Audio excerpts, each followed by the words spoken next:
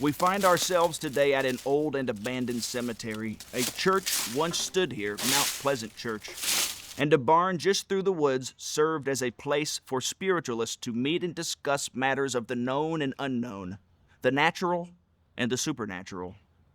Some of the greatest minds in the area came to this barn just through these woods to test their wits. That barn, still standing today, located at that time on Folk Farm, was the site of a vicious murder. Lucetta Folk was said to have been murdered by her husband, John, while she slept in between her two children. John was tried and convicted, but after being granted an appeal, was set free. For years, suspicion grew as most people concluded Lucetta could not have committed suicide. A career criminal named Tom Barker would later confess on his deathbed to killing poor Lucetta during a botched burglary. He said she'd awoken and seen him, and in an effort to leave no witnesses, he'd shot her. But the county sheriff called that confession bosh, and the mystery still remains. This cemetery has other unusual mysteries to it, and is indeed a place of great curiosity and great sorrow. Two other people who were vital to the Underground Railroad through this area were Elihu Pickett and his wife, Rebecca.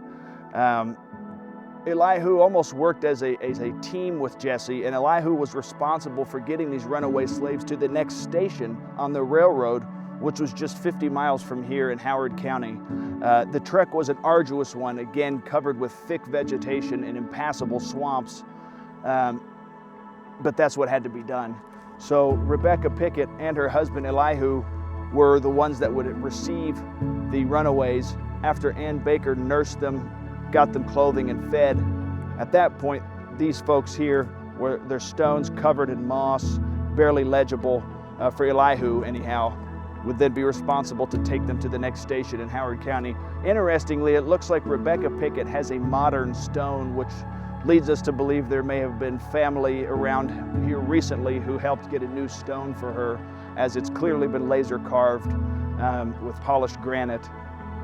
A stark contrast to her husband, Elihu, whose stone has worn considerably and shows signs of chipping. Now you'll see here on his stone, there is what looks like an open Bible, and this would have been somewhat of a common image to be found on these stones, indicating that this person was indeed a Christian and may have even led worship services in this location. So we've got here the desecrated graves of the Pettyjohn family, who this cemetery is named after. The cemetery also is known as the Mount Pleasant Cemetery, but the sign says Pettyjohn Cemetery, and colloquially it's known as the Pettyjohn Cemetery for these people here.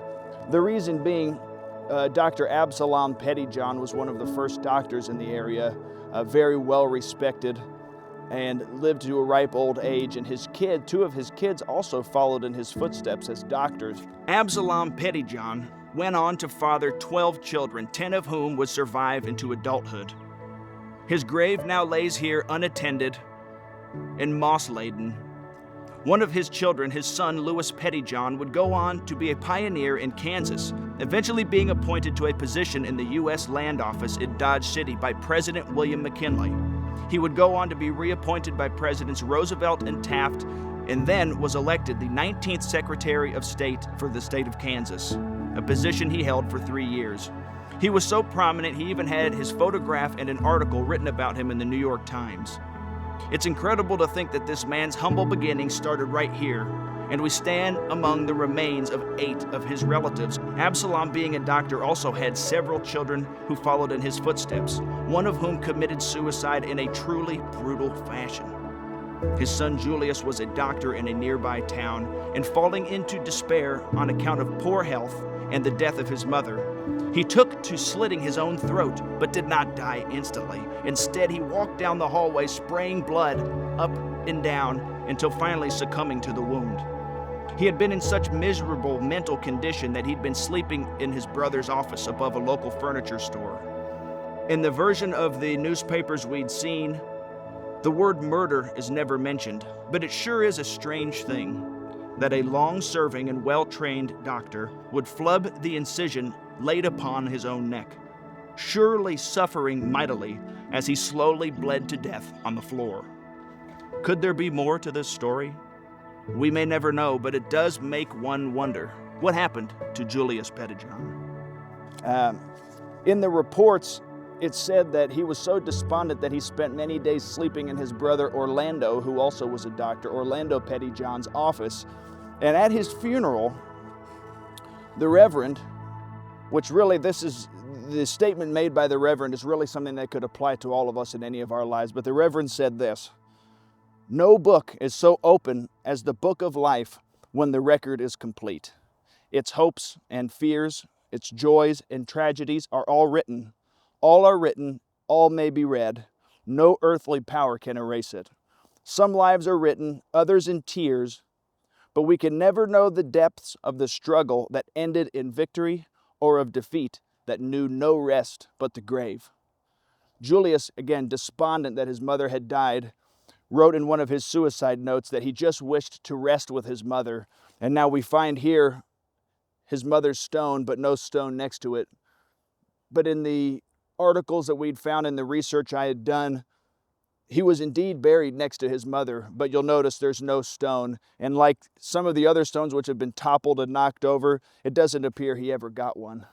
And in those days, if you'd taken your own life, it was commonplace to either get a small headstone or no headstone at all because it was seen as shameful. But the Pettyjohn family, being doctors and being well-respected people, here they lie, their graves in ruins. People who were the go-to doctor in their area, now lost to the dustbin of history. And poor Julius, a man who they said was a great writer, a man of great wit, ends his own life in such a brutal fashion and is left with no stone at all.